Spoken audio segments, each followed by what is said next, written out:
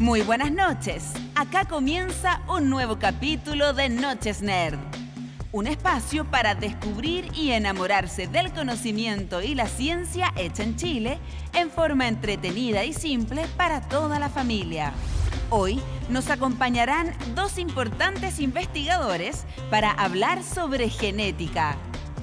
La médica cirujana Fernanda Martín nos contará todo sobre la valiosa información que está contenida en nuestras células.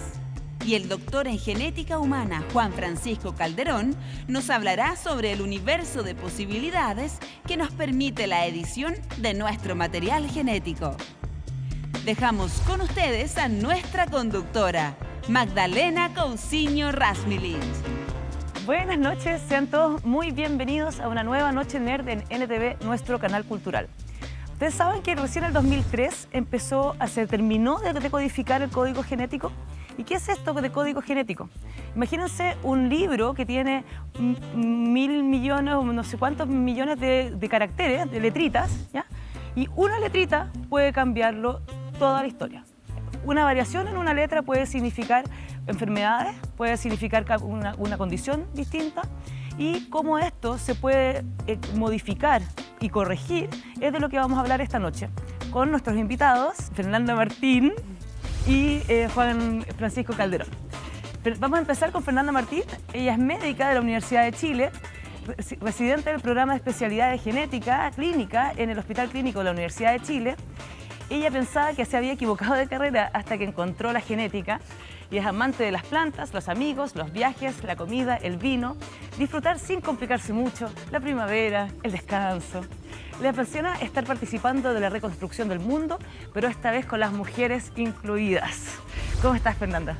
Bien, muchas gracias, Magdalena. Qué gusto tenerte acá. Gracias por la invitación. Yo hoy día les quiero hablar del ADN, del fondo, qué es el ADN dentro de nuestro cuerpo y cómo esto se puede relacionar con las enfermedades humanas y qué herramientas existen ahora en el 2021 para poder estudiar todo esto. Entonces, bueno, el ADN efectivamente es un código, es el código que tienen las células de nuestro cuerpo, que están en el fondo en cada una de las partes de nuestro cuerpo, desde la cabeza hasta los pies, estamos nosotros compuestos de células. Y adentro de las células, en un lugar que se llama el núcleo, está el ADN. Y el ADN efectivamente son letras, son 4 letras que se llaman nucleótidos, que son la A, la C, la G y la T. Y estas 4 letras, igual que el código de un computador, se van intercalando y forman una hebra que mide 3.000 millones de letras. Y en realidad son 2 hebras, una arriba de la otra, que son como un espejo. Y estas 3.000 millones de letras forman una hélice, que es lo que comúnmente en el fondo tenemos nosotros como la imagen del ADN. Esta hebra, si es que las tiráramos, mediría más o menos 2 metros. Entonces tiene que enrollarse muchísimo para poder meterse adentro de cada una de las células que están en nuestro cuerpo. Entonces se enrolla, se enrolla, se enrolla, se enrolla, y en su estado más condensado, o cuando está en el fondo más compacto, llega a formar unas estructuras que se pueden ver incluso por el ojo humano en un microscopio, que son los cromosomas. Y si nos imagináramos como que el ADN es una biblioteca de información, porque realmente lo es, lo que veríamos son primero los libros que están en los estantes, y eso serían los cromosomas. Veríamos 46 libros en el caso de los humanos, que tenemos habitualmente 46 cromosomas. Estos vienen en pares en nuestro caso. Y dentro de cada uno de ellos van a haber muchos capítulos, y dentro de los capítulos van a haber muchas hojas con letras. Y las letras en el fondo, algunas hojas con estas letras van a ser los genes. ¿Y por qué son tan importantes los genes y por qué son como los más famosos del ADN? Bueno, porque los genes, a pesar de que son solamente un 1% de estas 3.000 millones de letras, son los que codifican o los que tienen la información para que se formen las proteínas. Y las proteínas, ¿por qué son tan importantes? Porque son las que cumplen en el fondo básicamente todas las funciones que son necesarias para que nosotros estemos armados de pies a cabeza y funcionemos y todos nuestros órganos funcionen. Hay proteínas, por ejemplo, que son proteínas que le dan estructura a las cosas, las que le dan estructura a las células que están en sus paredes, las proteínas de los músculos en el fondo, las proteínas como el colágeno que forman todos nuestros tejidos. Hay otras proteínas que, por ejemplo, transportan cosas, como las proteínas que forman la hemoglobina que transporta el oxígeno en la sangre. Hay otras proteínas muy importantes también que convierten cosas en otras cosas, esas son las enzimas. Por ejemplo, cuando comemos leche, la leche trae lactosa y existe una enzima que se llama lactasa que desarma la lactosa y la convierte en nutrientes para el cuerpo. Entonces, las proteínas básicamente hacen todo en nuestro cuerpo. Y el ADN es súper versátil porque tenemos el mismo ADN en todas las células de nuestro cuerpo. Y este ADN, sin embargo, hace que algunas de esas células se conviertan en neuronas que están en nuestro cerebro y que nos permiten pensar. Y por otra parte, por ejemplo, pueden hacer que una célula se convierta en una célula de la piel y que finalmente hace que salga un pelo. Entonces, ¿cómo hace el ADN para generar todo eso? Bueno, estos en el fondo 22.000 genes que tenemos, que están dentro del ADN, se van a expresar de manera distinta en las distintas células. Y eso es gracias al ambiente que rodea cada una de estas células. Entonces, por ejemplo, las células que están en el cerebro, cuando el cerebro está en desarrollo dentro del embrión, estas células reciben señales de su entorno como del ambiente que está alrededor de esa célula, el ambiente celular, y eso le dice a ese ADN o a ese genoma tienen que expresarse estos genes. Y esos genes se expresan y esos son los que hacen que se forme la neurona. Y los otros genes van a estar silenciados. Y en otra parte, por ejemplo, donde se están formando las patitas o donde se están formando las manos, se expresan otros genes, que son los que van a hacer que se formen esas estructuras, y los de las neuronas, por ejemplo, van a estar silenciados. Y bueno, el 99% del ADN que no son los genes es también el que está encargado de hacer todo esto. Y bueno, cualquier dos personas en el fondo que hay en la calle tienen un 99,9% de su ADN igual. Y eso, bueno, es lo que nos hace humanos, y ese 0,1% que tenemos de diferencias es lo que nos va a dar las distintas características, por ejemplo, de la altura, del color de pelo, el color de los ojos, en algunos casos las enfermedades, por ejemplo. Y uno podría pensar igual que un 0,1% de diferencias es bastante poco. Sin embargo, si pensamos que el ADN tiene 3.000 millones de letras, ese 0,1% realmente son 3 millones de diferencias al menos entre una persona y otra. Y esas diferencias van a ser menos, por ejemplo, si es que estamos hablando de dos hermanos o de un papá y de un hijo, ya que en el fondo ellos comparten al menos la mitad de su ADN igual. Y también van a ser un poco menos distintas esas variaciones entre, por ejemplo, las personas de una misma población, por ejemplo, todos los chilenos. En cambio, esas 3 millones de diferencias van a estar efectivamente si nos comparamos con poblaciones muy lejanas que vienen de otros ancestros, en el fondo del ancestro común o del fundador que llegó a un lugar y trajo su ADN primero. Y vamos a ser distintos, por ejemplo, a los europeos, a los asiáticos o a los norteamericanos. Y bueno, estas diferencias que existen en el ADN nosotros las llamamos variantes. Hay algunas variantes que caen en algunos lugares del ADN que la verdad es que da un poco lo mismo porque caen en lugares en donde no generan enfermedad. Sin embargo, hay otras variantes que a veces caen en puntos claves del ADN, en estas 3.000 millones de letras, y que pueden generar, por ejemplo, que se echa a perder un gen y eso se traduzca en una enfermedad. Entonces, bueno, ahora vamos a pasarnos un poco las enfermedades. ¿Cómo en el fondo llega una persona a preguntarse o a darse cuenta de que le está pasando algo en su ADN? ¿Cómo puede llegar una persona al médico porque sospecha en el fondo que tiene una enfermedad genética? Existen varios tipos de enfermedades. Hay algunas enfermedades que se producen principalmente por cosas del ambiente, por ejemplo, como las infecciones o los accidentes de tránsito, y que esos pueden generar enfermedad. Hay otras enfermedades que se producen por una mezcla del ambiente con los genes, en donde las personas tienen predisposiciones a que le pasen cosas, pero no son en el fondo específicamente alteraciones de algún gen en particular.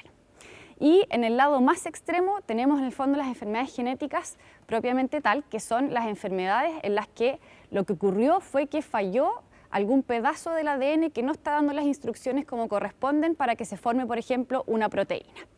Y esos errores en el ADN pueden ser de distinto tipo. Puede, por ejemplo, faltar o sobrar un libro completo de información, un cromosoma, y que eso generalmente va a tener hartas consecuencias porque es mucha información genética. Puede faltar un pedacito chiquitito de un cromosoma o puede sobrar un pedacito de un cromosoma que va a estar repetido. Puede en alguna parte del ADN haberse cambiado de lugar las cosas. Por ejemplo, lo que tenía que estar en el libro 1 está en el libro 6 y eso también puede generar enfermedad. Y en algunos casos, y en realidad en hartos casos, a veces es solamente un cambio en una letrita del ADN lo que genera la enfermedad. Y existen algunas enfermedades genéticas que son las más clásicas, de las cuales en el fondo se empezó el estudio de todas estas cosas, en donde lo que le ocurrió en el fondo a la persona es relativamente evidente para el ojo humano, entonces podemos sospechar inmediatamente qué fue lo que ocurrió en el ADN.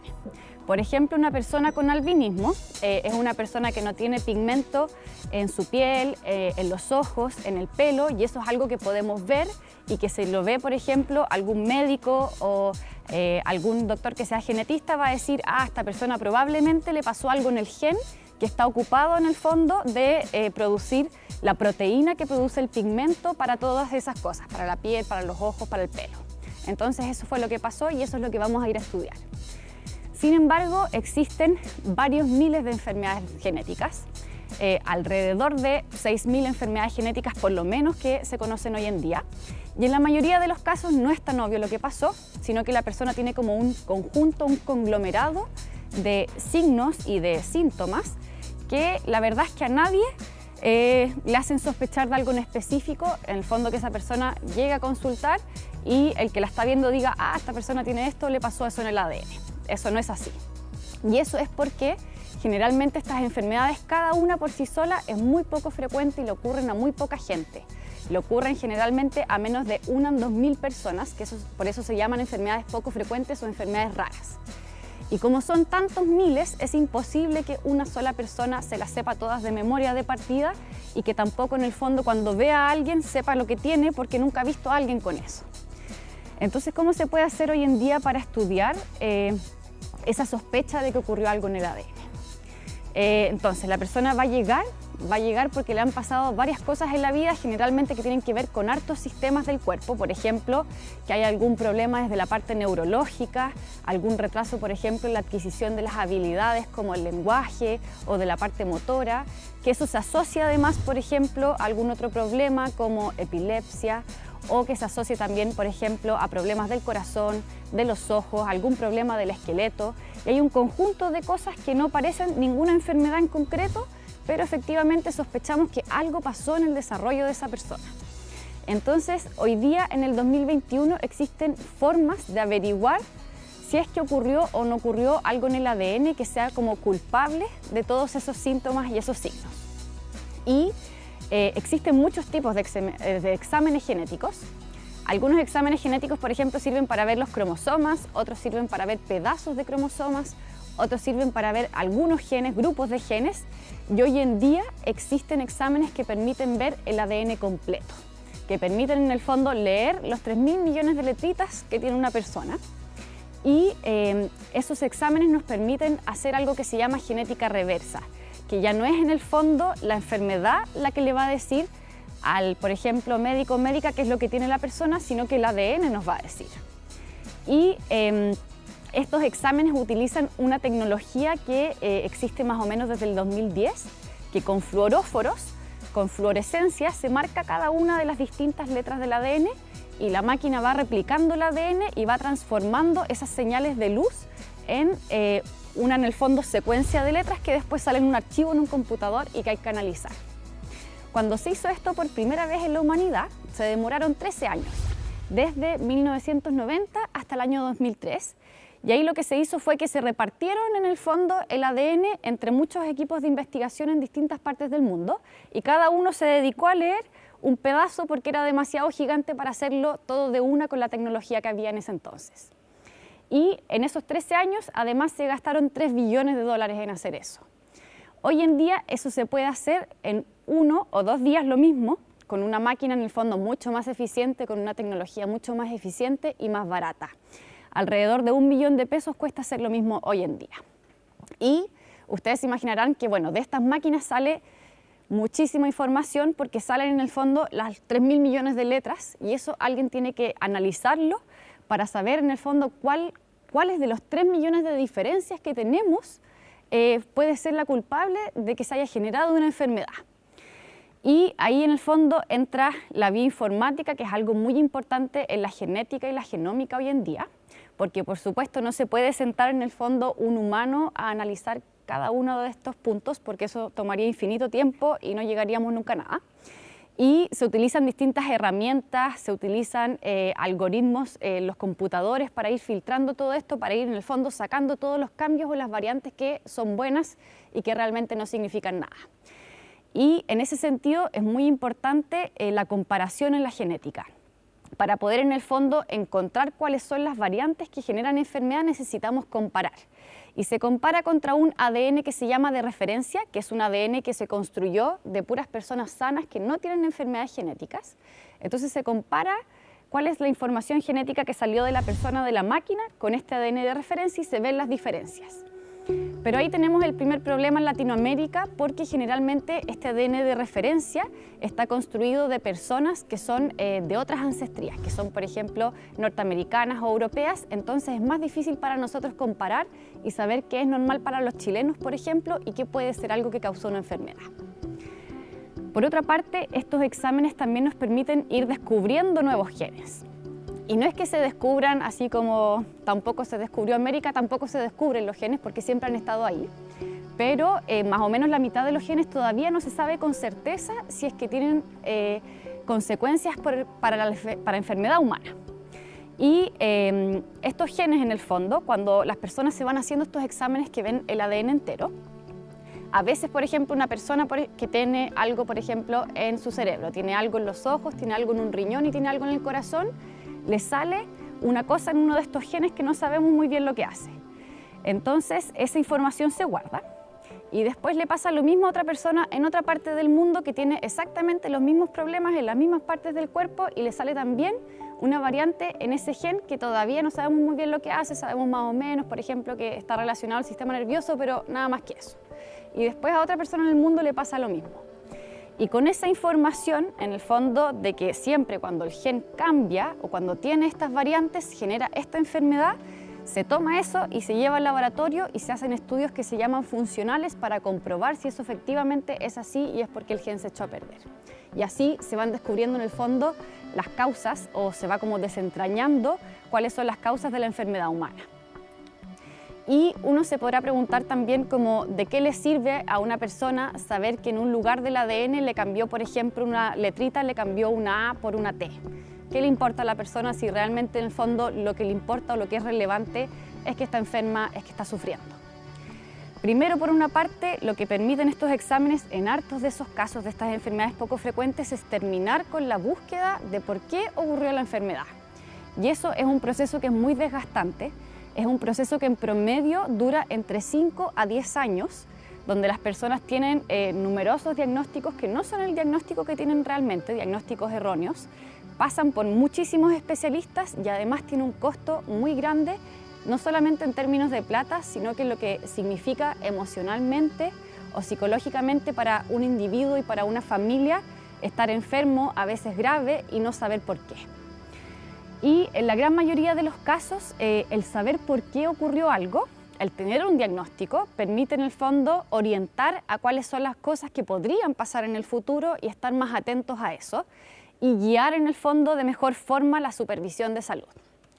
En algunos poquitos casos nos permite hacer terapias súper dirigidas para lo que ocurrió específicamente en el ADN. Por ejemplo, si alguien tiene una mutación en un gen que es súper importante para el ritmo del corazón y esa persona eventualmente podría estar caminando por la calle un día y que le dé un infarto o que se muera. Eso se podría prevenir, por ejemplo, si es que se le pone un marcapasos. Entonces ahí hay algo súper específico que hay que hacer cuando se encuentra esa variante o esa mutación. Y así también ocurre con varias otras enfermedades más donde hay, por ejemplo, tratamientos farmacológicos o cirugías que se pueden hacer. Y en algunos muy poquitos casos, contados con los dedos de los pies y de las manos, existen terapias específicas que pueden en el fondo reparar lo que ocurrió en el ADN, ya sea en el fondo yéndole a aportar al cuerpo el gen que le falta o el gen que se echó a perder, ya sea por ejemplo aportando una proteína o incluso en algunos casos ir a editar el genoma humano, y que de eso les va a hablar más el segundo invitado. Y bueno, a pesar de que en Chile ya en el fondo se están haciendo muchas cosas, tenemos todavía desafíos increíbles en la parte de la bioinformática, desde la medicina y también de cómo implementar todas estas cosas o cómo llevar esta tecnología o la medicina genómica, por ejemplo, al sistema de salud público para que esto pudiera en algún minuto en el futuro llegar a todas las personas y ser útil. Así que los dejo en el fondo invitados a todos los que les gusta la biología molecular, a todos los que les gusta el análisis de datos y a los que crean también que esta es la medicina del futuro, a que ojalá se unan a participar de esto. Muchísimas gracias, Fernanda. Vamos a continuar, las preguntas las dejamos para después. Vamos a continuar ahora con Juan Francisco Calderón. Juan Francisco es ingeniero en biotecnología molecular y doctor en genética humana y biología molecular. Investiga las enfermedades genéticas del corazón en particular. Es papá de Isabela, con quien adora salir a andar en bicicleta, y no cualquier bicicleta, de esas que tienen carrito para adelante y va la Isabela adelante.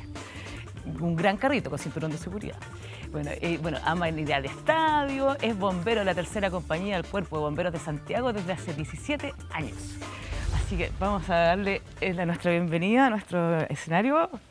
Muchas gracias, Juan Francisco. Por favor, ilústranos con tu conocimiento. Muchas gracias, Magdalena, por la invitación. Y bueno, tal como había comentado Fernanda unos instantes atrás, vamos a hablar de una técnica que realmente va a revolucionar el tratamiento de las enfermedades de origen genético de aquí al futuro. Pero para eso primero quiero contarles los principios básicos de esta técnica que se llama edición génica. Bueno, tal como dijo Fernanda, nuestro cuerpo y todos los organismos vivos están compuestos y su organización está guiada por nuestro genoma, por nuestro material genético en forma del ADN. Pero lo que hemos descubierto a lo largo de las últimas décadas es que ese material genético puede cambiar por fenómenos ambientales y causar algún cierto efecto en el cuerpo, o también puede llegar a causar enfermedades. Pero nosotros ahora estamos enfocados en entender cómo dentro del laboratorio y ahora últimamente en pacientes que sufren de enfermedades genéticas poder modificar ese material genético de manera persistente en el tiempo y ojalá ayudar a estos pacientes a que no sufran de la enfermedad que tenían. Pero déjenme contarles los principios básicos de la edición genética y ojalá hoy día vamos a discutir para qué sirve y para qué cosas no nos sirve tanto. La edición genética, de hecho, es una técnica que viene siendo estudiada hace mucho tiempo. Ya hace un par de décadas, 3 o 4 décadas atrás, la gente empezó a estudiar cómo podían hacer para incorporar, para meter material genético externo en una célula cualquiera, nuevamente todo esto en un contexto de laboratorio. Y esto realmente era muy interesante de hacer experimentos en los que se veía que había ciertos lugares en el genoma, por ejemplo, humano o de ratón, donde se podía incorporar material genético súper frecuentemente. Pero un día un cierto grupo de investigadores encontró casi por casualidad, por serendipia, ¿cierto? Por curiosidad de ellos, encontraron en unas bacterias que estaban estudiando, unas bacterias extremófilas, que también hemos escuchado en otros capítulos, esta secuencia, esta orden de material genético específico en algunos lugares súper conservados del genoma de estas bacterias, que en realidad no eran genoma bacteriano. Cuando ellos comparaban con las bases de datos, con estas librerías de archivos de lecturas de genoma de otras bacterias, se daban cuenta que no pertenecía a ninguna otra especie bacteriana, sino que venían de DNA viral. Y esto era muy interesante porque significaba que en esta batalla de miles de años que llevan las bacterias con los virus, ya que los virus son depredadores de las bacterias, significaba que las bacterias, entre comillas, guardaban una cierta memoria de estos virus cuando habían sido expuestos, cuando se habían encontrado en algún punto de la evolución. Y esto es muy interesante porque tal como cuando nosotros nos vacunamos y guardamos una memoria inmune de esta vacuna, ¿cierto? De este virus atenuado o de alguna instrucción específica para que nuestro cuerpo se proteja de estas bacterias o de los patógenos con los que nos estemos vacunando, las bacterias hicieron lo mismo para estos virus que las estaban atacando. Y lo hicieron de una manera tremendamente ingeniosa. Lo que hicieron las bacterias fue tomar estos fragmentos de material genético viral y copiarlos y guardarlos en su propio genoma.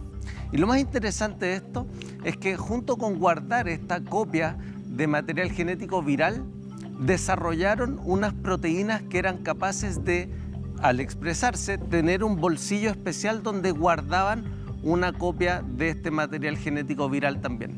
Y ustedes se preguntarán, bueno, ¿para qué sirve tener esta proteína específicamente diseñada para andar trayendo este DNA viral?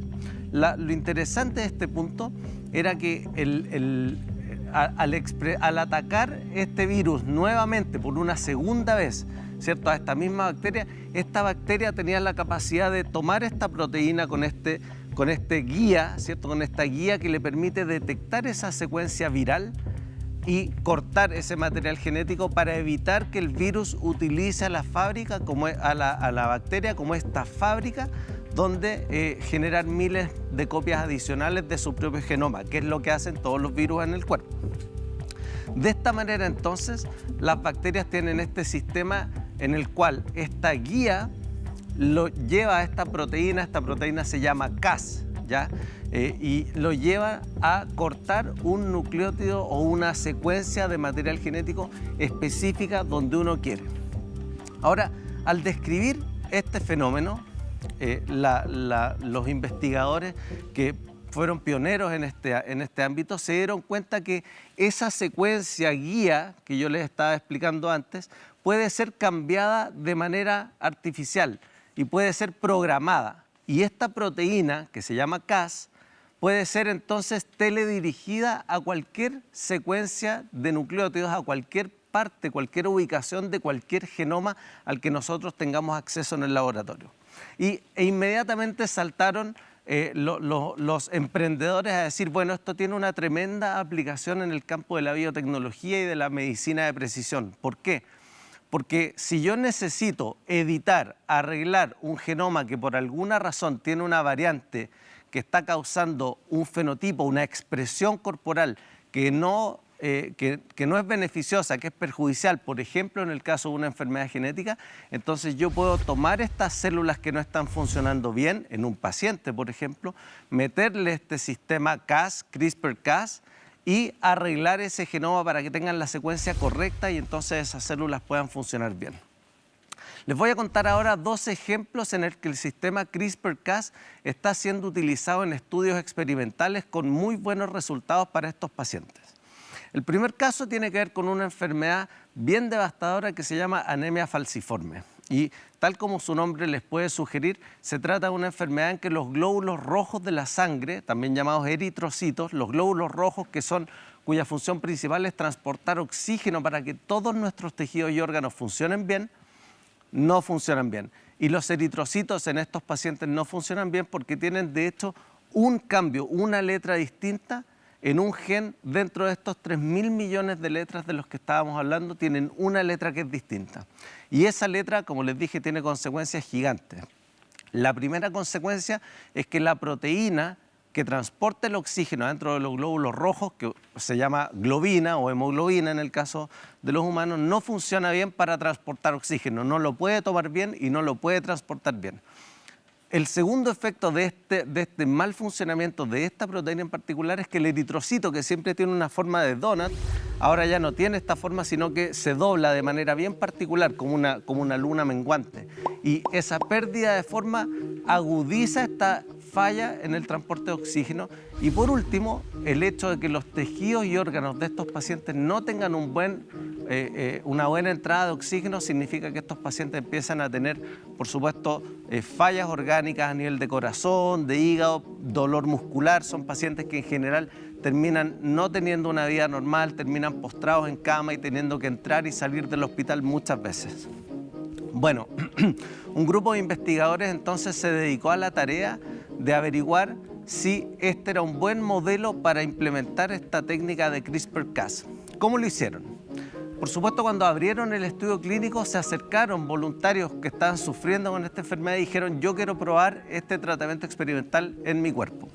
Y siguiendo todos los lineamientos éticos, se les explicó bien en qué consistía el proyecto, el experimento, y lo que hicieron fue sacarle células de la médula ósea, células que son células madre que van a dar origen a los glóbulos rojos, y utilizando el sistema CRISPR-Cas en el laboratorio, editaron este gen que estaba mutado, que tenía esta variante que impedía que funcionara, y lo arreglaron. Le pusieron el nucleótido a esta letra que necesitaba para que esta proteína funcionara.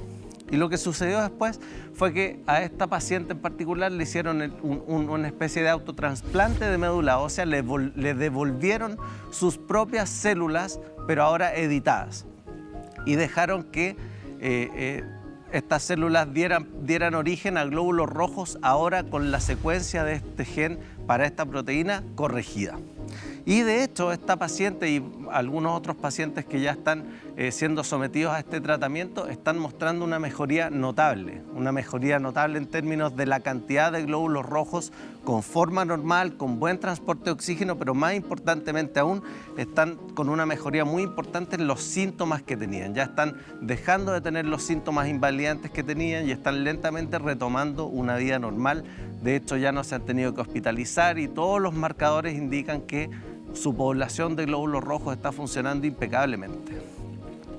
Esto es muy importante, obviamente, porque marca un antes y un después, no solo en la utilidad de CRISPR-Cas como técnica, porque en el laboratorio ya estamos ocupando CRISPR-Cas para entender a nivel experimental un montón de fenómenos genéticos que suceden y que nos llaman la atención desde hace mucho tiempo.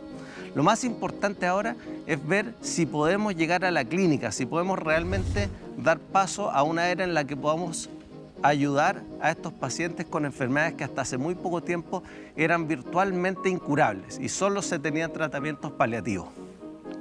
El segundo ejemplo que les quiero dar hoy se trata de una enfermedad que se llama la amaurosis congénita de Leber y tiene que ver justamente con un fenómeno en el que se produce una ceguera a muy temprana edad, una ceguera progresiva a muy temprana edad y que tiene su origen en una variante, una mutación que está en un gen que se llama CEP290. Hay muchos tipos de amaurosis, pero esta en particular es el tipo número 10 y tiene, como les dije, su origen en variantes en el gen CEP290.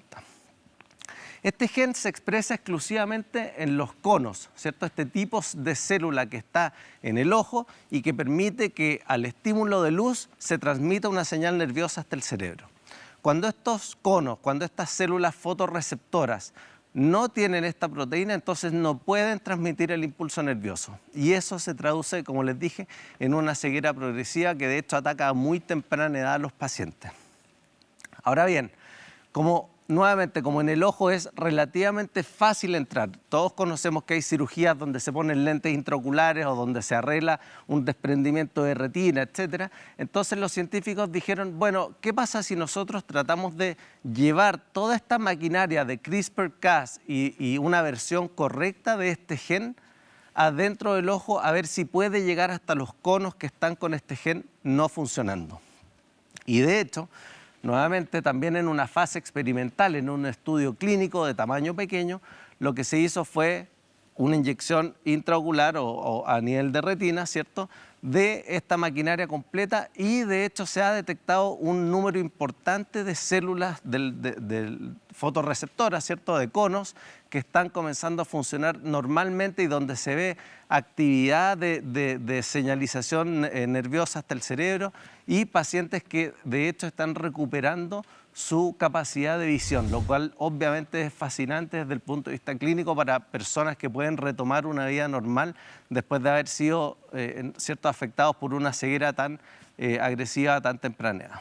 Entonces, les he contado dos casos exitosos de investigación aplicada donde utilizando esta maquinaria de ingeniería genética o de edición genética estamos literalmente impactando y cambiando en 180 grados la vida de los pacientes. Esto ha requerido décadas de ciencia básica, de investigación en el laboratorio para entender estos fenómenos biológicos. Pero la pregunta que viene ahora es, y toda la discusión está enfocada en si la aplicación de estas técnicas revolucionarias va a ser con fines éticos y nos estamos poniendo de acuerdo en cuándo, cómo y por qué vamos a poder utilizar CRISPR-Cas y otras técnicas de edición genética que puedan venir en el futuro para mejorar la vida de nuestros pacientes. Y la última reflexión con la que los quiero dejar es, bueno, ¿cuánto cuesta implementar estas técnicas? ¿Alguna vez nuestro sistema de salud va a poder soportar el ayudar, ¿cierto?, el implementar estas técnicas de salud en nuestro sistema, en los hospitales públicos o en las clínicas? ¿Quién va a ayudarnos a pagar técnicas que son valiosísimas en cuanto a la ayuda al paciente, pero que son muy costosas en su implementación. Estamos hablando de técnicas de cientos de millones de pesos, son terapias carísimas, pero que en realidad le pueden cambiar la vida a los pacientes. Así que con eso, Magda, es el punto que les quiero dejar. Muchas gracias. Oye, aquí hay más tema que... Tengo 200... Tengo una pregunta. Tengo un montón de preguntas en realidad. Si tú, o sea, esta técnica de CRISPR-Cas, tú corriges una célula, editas una célula que está chueca a la letra, que está mirando para el otro lado, está turnia. ¿Cómo le enseñas a las otras que están alrededor? Que tienes que editar o sea, si quieres corregir la vista, digamos, de la persona, ¿tienes que modificar todas las células de alrededor? ¿Cómo lo haces? ¿Cómo lo haces? O una le enseña a las otras. Ese, de hecho, es el principal desafío de las técnicas de edición genética, porque tanto en el caso de la anemia falciforme como en el caso de esta enfermedad del ojo, el número de células que son correctamente editadas va a ser proporcional al grado de mejoría que tienen estos pacientes. Entonces, el gran desafío es lo que llamamos el delivery o el método de entrega de esta técnica de edición genética a cada una de las células afectadas. Si alcanzáramos idealmente a editar el genoma de 100% de las células afectadas, entonces la mejoría, en teoría, va a ser total. El 100%. Pero ese 100% casi nunca se alcanza. Pero ¿cómo podrías editar? O sea, estamos hablando de células, estamos hablando de que para editar el 100% de las células, yo creo que esa persona tendría que hacerle criogenia, mantenerla congelada. ¿Cómo alcanzáis a tener un tiempo de poder modificar a nivel de celular? O sea, estamos hablando de millones por milímetro. Sí, y otra de las posibilidades es hacer lo que se llama edición génica a nivel de embrión, ¿cierto? Entonces hay gente que ha desarrollado y hay toda una línea de estudio que tiene que ver con la seguridad y la eficacia de hacer edición génica cuando recién se forma un cigoto, pero además eso se mete, como tú te puedes imaginar, al tema de medicina reproductiva, es decir, hacer una fertilización in vitro, probablemente de un par de padres, ¿cierto?, que tengan conocimiento de que son portadores de una enfermedad genética, etcétera, y en esos cigotos hacer edición genética con CRISPR-Cas9. Pero esa sería como la única manera de garantizar que todas las células que potencialmente van a tener una variante genética causante de enfermedad pueden quedar corregidas. Oye, y otra pregunta, nada que ver. ¿Qué tan adaptativo podría llegar que puede ser el ADN? Porque estoy pensando como que, por ejemplo, tú eres mal genio, igual que tu papá. Saliste pesado, igual a tu hermano, ¿cachai? Mañoso. ¿Qué tan, como, porque, por ejemplo, volviendo de nuevo a las enfermedades, que este tema tiene mucho más campo que solo eso, pero me acuerdo de un caso que una población posguerra, Segunda Guerra Mundial o Primera Guerra Mundial, Europa, un pueblo nórdico, si no me equivoco, Dinamarca, no me acuerdo, pero un pueblo chico, empobrecidísimo, ¿ya? Hambruna y trauma, guerra, ¿ya? Resulta que pasa la guerra, pasa una generación, pasa otra y la tercera todos con cáncer, y todos con el mismo cáncer, ¿ya? Puede ser que una experiencia de vida en conjunto con ciertas condicionantes del medio ambiente y más encima colectivo, puede ser que te varíe, o sea, hay una memoria genética que se pueda modificar, porque además, si no, no existiría la adaptación tampoco, o sea, la evolución. Claro, la evolución, la adaptación, o sea, el hecho de que, no sé, pues. Ahí hay como dos cosas que corren en paralelo. Una es como la evolución como tal, que es en el fondo cada vez que el ADN se divide, en el fondo cuando las células se van replicando, cada vez que el ADN se divide ocurren cambios. Y la mayoría de esos cambios no significan nada, y a veces esos cambios significan mejorías en la especie o enfermedad, y eso en el fondo, si lo traducimos a que la gente se va reproduciendo, van habiendo cambios, y que eso a lo largo de 1000 millones de años genera en el fondo ciertas características que pueden ser adaptativas o a veces no adaptativas. Ser blanco, ser negro. O más que eso, no sé, pues por ejemplo, el hecho de que el ser humano tenga tan buena visión. Eso en el fondo se ha ido generando a lo largo de muchos millones de años, en que finalmente las células que permitían ver mejor fueron como las que se fueron preservando, y ese ADN que fue generando esa capacidad se fue seleccionando. Pero por otra parte, en el fondo el ejemplo ese de la hambruna y de las guerras tiene que ver con algo que se llama epigenética, que son cambios que ocurren sobre el ADN, cambios químicos que ocurren sobre el ADN que hacen que el ADN pueda como reprimirse o expresarse de una manera distinta, que genes, por ejemplo, que estaban silenciados ya no estén silenciados, o al revés, genes que se estaban expresando se silencian. Y eso puede ocurrir en el transcurso de la vida de una sola persona. Entonces, en el fondo, porque la evolución no ocurre en una generación, ni en dos, ni en tres, sino que ocurre en millones de años. Pero en este caso estamos hablando de generaciones. La epigenética claro. ocurre en el transcurso, puede ocurrir en el transcurso de la vida de una persona o en varias generaciones, y a veces esos cambios químicos pueden durar a la próxima generación y una más, pero igual siempre se van como lavando, por así decirlo, y en algún minuto desaparecen. Y hoy en día la epigenética es como un campo tremendo de investigación, en el fondo, de cómo, por ejemplo, un cigoto, un huevito que está dentro de la guata de la mamá, le ocurren mil cosas en el ambiente, y cómo eso en el fondo genera cambios que van a hacer que ese ADN se exprese distinto a lo largo de la vida entera de una persona.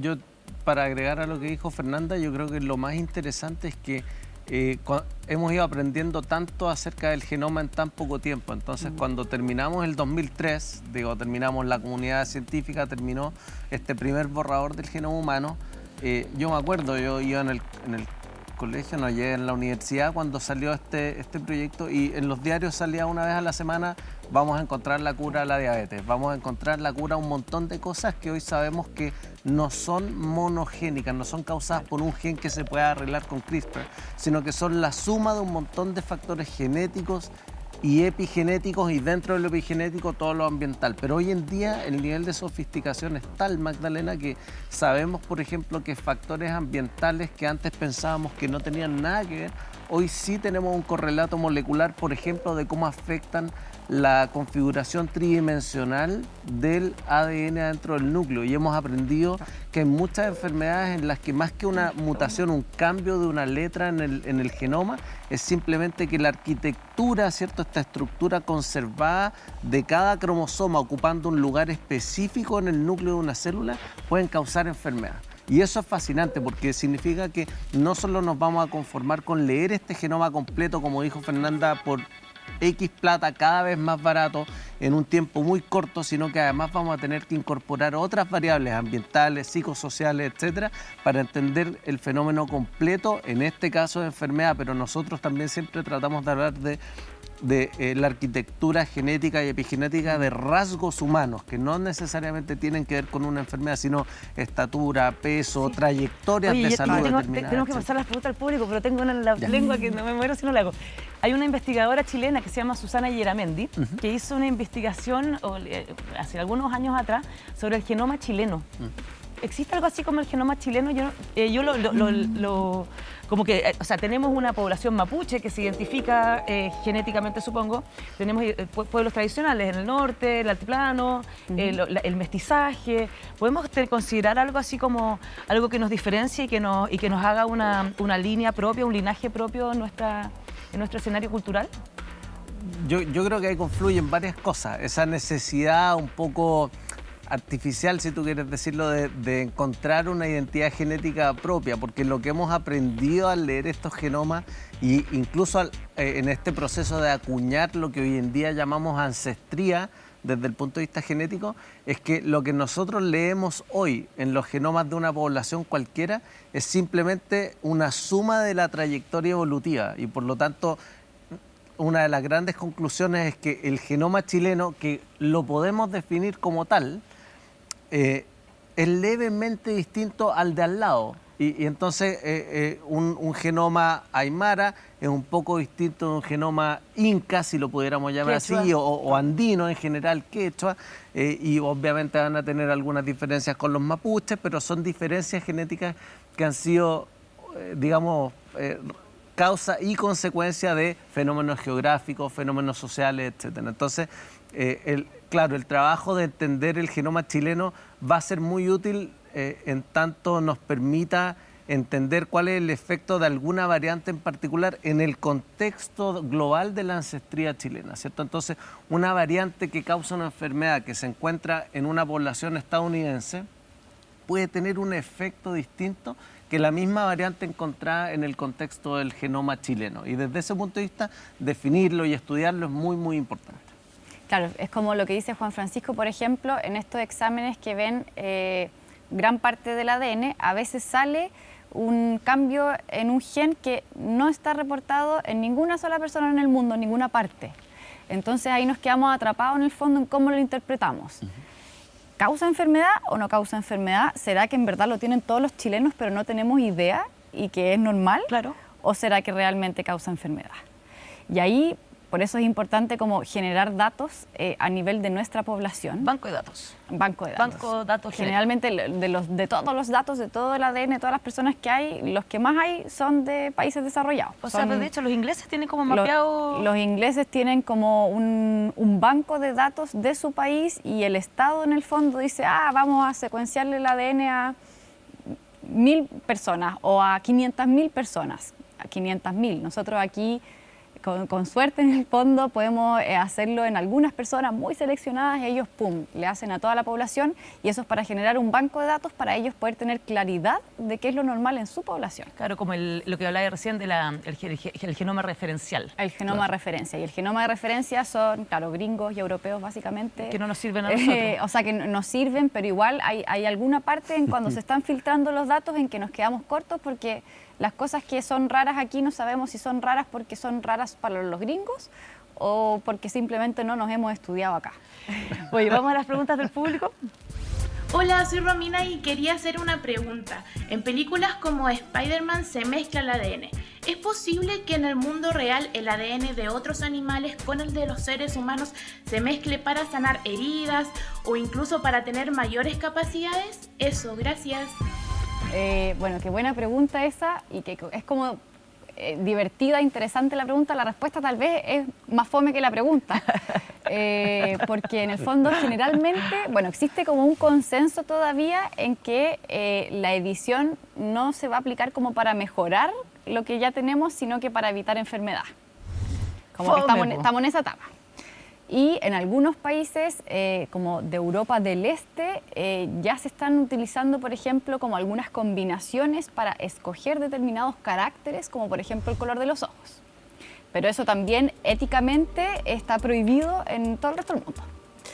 Y también hay otro problema que es que en el fondo generalmente esas cosas, por ejemplo, la visión, correr súper rápido, ser inteligente, son rasgos humanos que son complejísimos, no los comanda ni 1, ni 2, ni 3, ni 100 genes probablemente, sino que lo comandan 1000 genes. 1000 genes y que todos y dispuestos de una cierta forma, expresándose en un cierto lugar y tiempo, hacen que seamos de tal forma y como ni siquiera los entendemos bien todavía y como entrar a pensar modificarlos ya es pero otro cuento que tal vez venga en el futuro sí o sí. Pero de repente cosas como para cicatrizar la piel, ¿me entiendes? Como Claro. tener como propiedades como los pulpos, así como que se regeneran. Como que la tendría que estrella de estar mar. completamente dilucidado el cómo ocurre eso. Y es como tan complejo a veces que y decimos como ya, y si cambiamos solamente esto, ¿qué pasaría? Y tal vez pasarían otras cosas. ¿Y quién va a prestar su embrión para hacer eso? También. ¿Y no existen datos, ustedes que están en este universo, existen datos que se hayan levantado de forma ilegal? Por ejemplo, Deep Web, que muestren experimentación así malvada en laboratorios malvados. Yo te diría que CRISPR en general levanta mucha polémica porque hay incluso kits para hacer CRISPR en casa. Uno de los ejemplos más famosos es de alguien que se inyectó CRISPR-Cas en los bíceps para inhibir un inhibidor del crecimiento muscular y para que por lo tanto le crezcan los músculos mucho. Pero para responder a tu pregunta, hay mucha investigación nuevamente a nivel del laboratorio para entender cómo prender y apagar grupos de genes determinados puede, por ejemplo, reprogramar una célula para generar neuronas, que sabemos que son muy difíciles de regenerar, para generar otros tipos celulares, por ejemplo, a nivel de miocardio, cuando alguien se infarta y queda con disfunción cardíaca. Entonces, la medicina regenerativa es un gran usuario de los sistemas de edición genética porque, nuevamente, porque este sueño de poder prender o apagar coordinadamente grupos de genes que le permitan cambiar significativamente la función a una célula es como la puerta de entrada para hacer que funcionen órganos que dejan de funcionar, para reparar tejidos que han sido extensivamente dañados por alguna causa traumática o degenerativa, o etcétera. Entonces van a ir de la mano y yo creo que vamos a ir caminando hacia allá, pero tal como dijo Fernanda, el consenso oficial hoy es que CRISPR y la edición génica en general se usa exclusivamente para fines terapéuticos y no para mejoras de ningún tipo. Claro, pero es una cosa de tiempo y de ética nomás. Hay que discutirlo en su momento. Claro, pero... Hay un caso, y que fue bien famoso y que salió en la tele en todas partes, que se hizo en China, de un individuo, un científico que se aventuró a cambiarle el ADN con CRISPR a unas gemelas cuando estaban en fase en el fondo de cigoto, de huevito. Y ahí, claro, surgen un montón de... Ahora este tipo está en la cárcel. Surgen un montón de problemas éticos de, en el fondo, ya. ¿Y quién va a prestar su guagua para hacer eso? ¿Cómo sabemos que lo que vamos a cambiar solamente va a ser lo que nosotros queramos y que no va a generar ningún otro efecto en el desarrollo y que tal vez, pucha, esa persona, no sé, tenga cáncer y que nosotros se lo generamos como solamente por el capricho de haber querido cambiar otra cosa?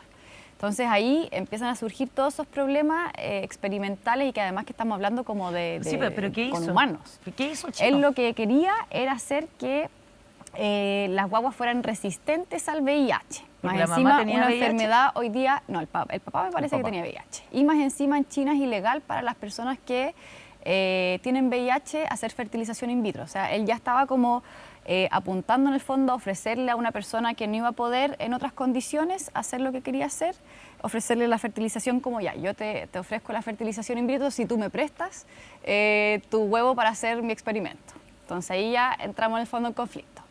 Eso, y lo que quería hacer era que las bebés fueran como resistentes al VIH, que por lo demás es una enfermedad tratable hoy en día, que tiene un tratamiento que es bueno, Claro. y finalmente se convierte en una enfermedad crónica que no es letal. Entonces, como, ¿por qué hacer eso también hoy en día? Bueno, pero ¿y? ¿Funcionó? Y ¿Fueron no, resistentes? o sea, de partida en el fondo él sabía, por ejemplo, hay una mutación en uno de los canales que recibe el virus en las células, que si lo cambiamos hace que la persona sea resistente, que el virus no pueda entrar a las células. Pero él ocupó otra variante, no exactamente la misma que la de la mutación ya conocida, y se lo puso y en el fondo no quedó en todas las células, quedó en lo que Pero nosotros eso, llamamos claro. un mosaico, que algunas células sí y otras células no. Y además que todo esto viene como de los fragmentos del artículo que como que nunca se publicó realmente. Sí, yo te diría que claro. ese experimento, porque no lo podemos llamar de otra manera, tiene varios conflictos. El primero es que nunca ha sometido sus resultados a la revisión por pares, que es Claro. el estándar que tenemos en ciencia o en investigación en general para publicar nuestros resultados, para socializar los resultados. Pero es que Y- si es censurado antes que lo publique, pues. Lamentablemente él anunció sus resultados en una conferencia públicamente, entonces no es que fue censurado antes de publicarlo, sino que los anunció y nunca los respaldó con los datos crudos como se hace generalmente. Y lo segundo es que, tal como dijo Fernanda, el silenciamiento de este gen que se llama CCR5 es... En estas personas que lo tienen naturalmente silenciado, efectivamente les confiere resistencia. Pero estas niñas, para nacer libres de VIH, no tenían necesidad de someterse a esta edición génica, porque hay técnicas, de hecho, de fertilización específicamente diseñadas para liberar de VIH a estas parejas en las que uno de los dos tiene VIH y quieren tener hijos. Así que era un tratamiento, por lo demás, innecesario. Y ese es el principal punto de conflicto ético. Claro. Y claro, y Cas también, que es como esta la molécula en el fondo que puede ir a editar, es una molécula grandota y que eventualmente como que podría generar cambios en la arquitectura del ADN, como en toda su conformación. Podría llegar a editar otro punto de más Claro, en el alto riesgo, ADN. alto riesgo. Alto riesgo, y en el fondo, y también, claro, como no hay consentimiento como de esas personas que tal vez quizás que les pase en la adultez. Claro, o sea, claro, una decisión de los papás. Oye, vamos a la próxima pregunta del público. Hola, soy Catalina y quisiera hacerles una pregunta. ¿Qué es la materia oscura del ADN y qué información podría contener? Muchas gracias. Excelente pregunta. La materia oscura del ADN, y ese es un nombre bastante educado y reciente, porque hay que considerar que cuando terminamos de leer el genoma humano se le llamaba el ADN basura. ¿Ya? Y tal como ese nombre lo indicaba al menos, pensábamos que no servía para nada. Y es la vasta mayoría, porque sabemos hoy que entre el 1 al 2% del genoma humano son genes. Y el resto, en ese momento, y como muchas veces hemos pensado los humanos, como no sabíamos para qué servía, pensábamos que no servía para nada. Pero hoy sabemos que en ese 98% están todas las funciones reguladoras. Entonces, si volvemos a la analogía de antes, en que el ADN está dividido en estos 46 libros, esta región oscura es esa parte del libro, casi como el índice, donde nos dice qué receta, qué capítulo tenemos que leer en un momento determinado para estar en una situación cualquiera. Es decir, que una célula se transforme en una célula de la piel versus célula del cerebro, no necesariamente y no exclusivamente está en ese 2%, sino que está en elementos que están en esa materia oscura, sobre la cual, por supuesto, hay muchos y muchas colegas tratando de iluminar esa zona oscura del ADN. Oye, este es un capítulo que ya tiene tema, pero va hasta el día que nos piden, pero tenemos que terminar porque si no nos vamos a pasar. Así que, oye, les quiero súper agradecer. Por favor, acompáñenme para despedir este lindo capítulo. Los dejamos a todos invitados para que vean el próximo capítulo. Y muchas gracias y espero que hayan aprendido mucho. Y si quieren investigar un poco más, pueden dar algunos datos donde la gente pueda informarse más. Hay una cosa interesante que se llama Chile Genómico, que ahí es una página que está así como de libre acceso, donde uno puede como averiguar un poco más sobre, por ejemplo, los chilenos, la ancestría de los chilenos o como ciertas características de nuestra población en cuanto a genética, que eso es como bien didáctico y que sería interesante a los que les interese más de ese tema. Chilegenómico.cl. Chile Genómico. Sí. ¿Y de quién es esa página? Es de un proyecto de la Universidad de Chile que se hizo como para ver la ancestría de los chilenos. ¡Wow! Eso está bueno ese dato. ¿Y tú tenías algún dato para compartir? Yo más que un dato en particular para tratar de no dejar a ningún colega afuera es que por supuesto nos busquen en redes sociales a todos nosotros. Tengo un montón de colegas, mujeres y hombres talentosísimas tratando de entender este y otros fenómenos. Así que los dejo invitados a que sigamos entendiendo este fenómeno tan interesante de la genética. ¿Dónde te podemos seguir? A mí me pueden seguir en la Universidad del Desarrollo está mi página web, pero también en redes sociales. ¿Tu página web? Sí. ¿Qué se llama? Es www.udd.cl y ahí pueden buscarme con mi nombre. Claro. Calderón. Sí. ¿Y Twitter, Instagram? Twitter e Instagram también tengo. El Instagram es Juan Calderón Giadro, sí, que es un poco complicado. Giadro, y Twitter es JFSG2101. Bueno, pero ahí sale abajo los GC, Sí, así ahí que ahí lo lo vamos a miran. poner. Dale, oye, muchas gracias por acompañarnos, que todo se les prenda en la cabeza, que tengan lindos días y buenas noches. Chao.